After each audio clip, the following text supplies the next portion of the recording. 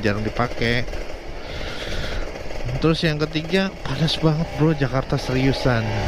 Jadi gue butuh AC. Jadi bukan gara-gara anak lo dong. Ya itu juga sih. Kalau udah gitu macet, kalau pakai kopling gitu capek kalau di Jakarta. Kalau di daerah yang sepi itu enak sih pakai kopling tarikan gitu.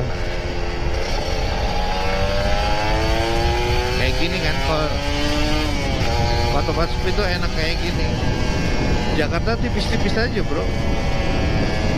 Yang penting happy, yang penting bisa ngegas, bisa open super keep. Jakarta tuh kayak gitu.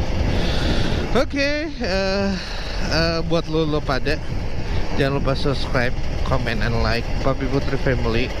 Buat teman-teman anak gue juga yang anak SMA